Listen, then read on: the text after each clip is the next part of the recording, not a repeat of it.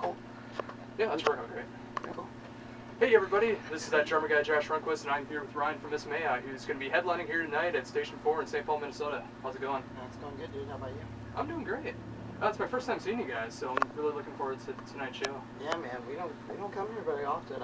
We've been here one time, and it was all the way back in 2009.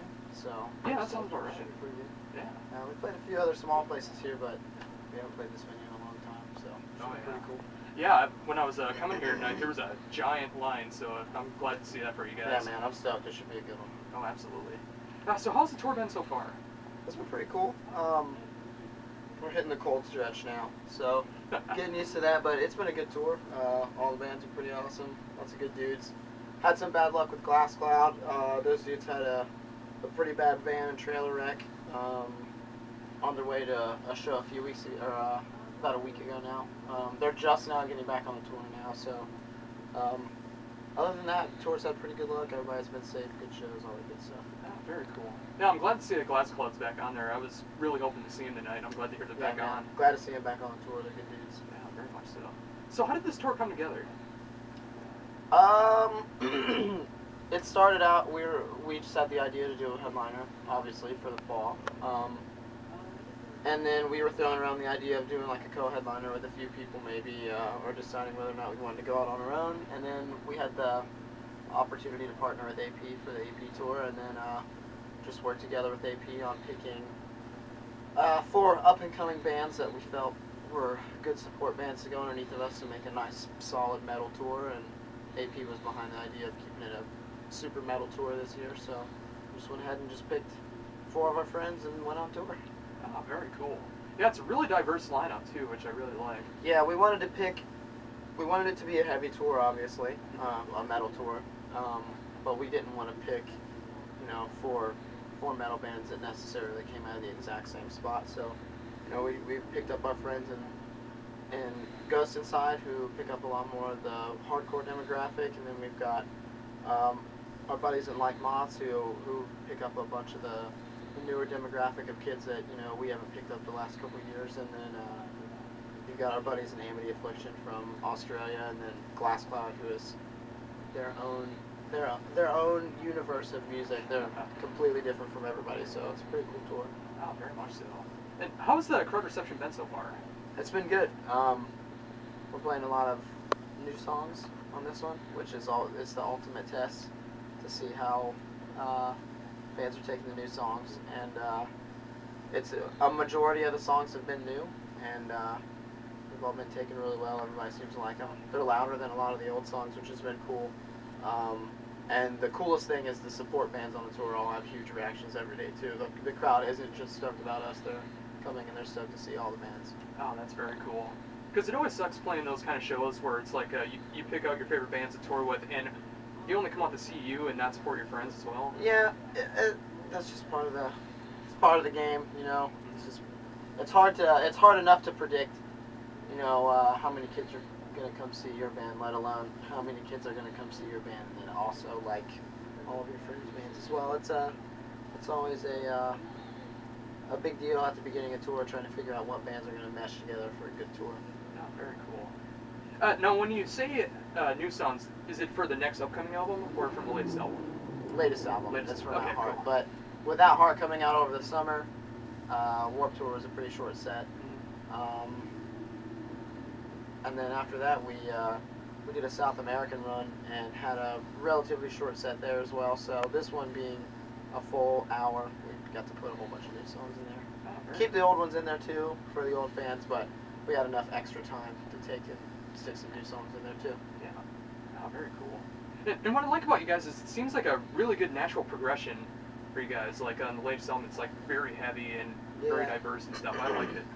Yeah, we just kind of did what we wanted on the last one, you know. Just instead of worrying about things, we just went in and got to know a producer that we trusted, went to Machine, and then just kind of whatever came out is what came out, you know. He kind of steered us along the way, but we're already stoked and psyched about writing a new record and going in and doing all that stuff whenever that time will come. Oh, very cool.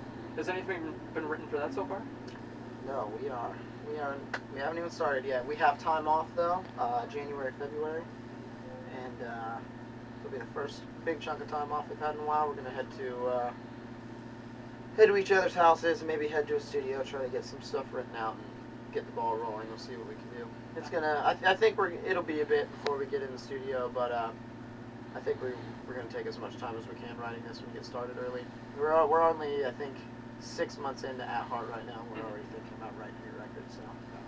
Well, that's a good sign, though. I mean, it's always good to have like the mind fresh, having new ideas. We still write music because we like to. So writing new songs and going to the studio and getting that stuff laid down it's just as fun as going on tour.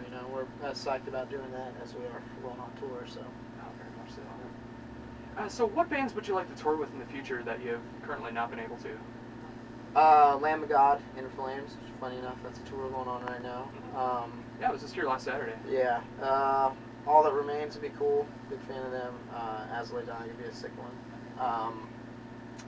Dude, I could go on for days. I can name you bands all day. I would say those are the ones that we'd really like. Bullet for My Valentine. That'd be a cool one to tour with. Yeah.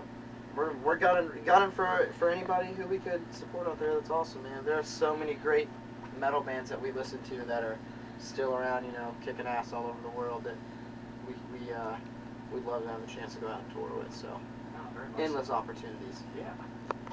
So what are your favorite shows? Like doing the hour-long headlining shows, or do you like supporting for bigger bands? It's hard to say. Like if it's a night where we headline, where everything goes right, and the venue's packed, and the lights are working, and we're having that kind of show, then obviously that's the best one. You play the most songs, packed house, that sort of thing. But yeah, it's when you're doing support tours, you're obviously trying to do support tours where the band above you is bigger than you and bringing more people than you. So it's like every time you do a support tour, you're playing for all these extra people that you never get to play for.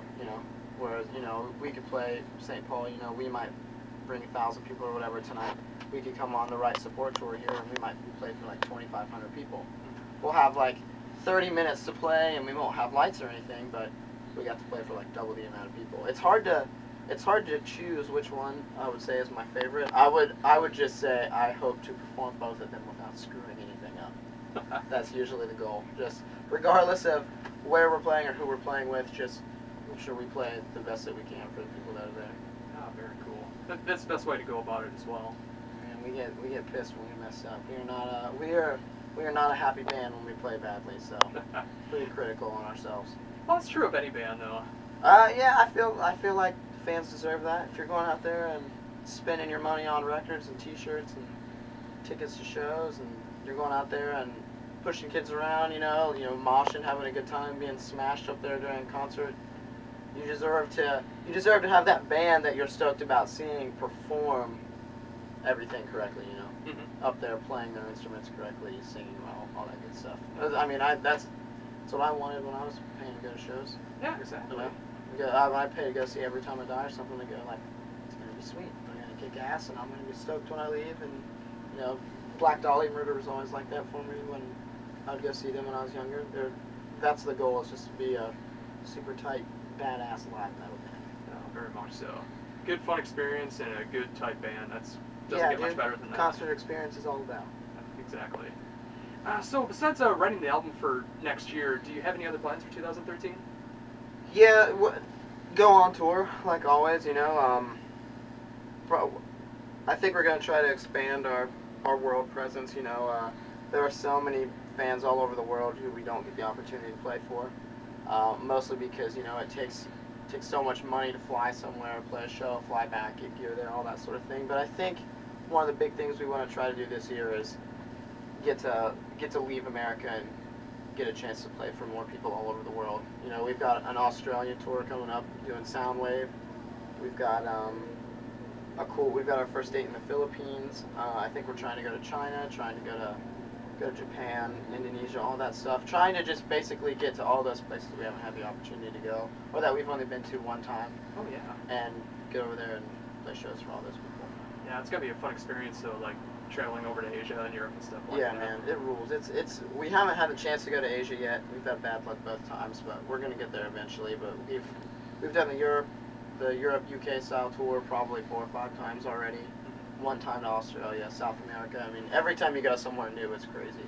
it's crazy to go to like a different continent and people there know the words to your band, but they don't even speak the same language as you. It's crazy. That's gotta be such a cool experience.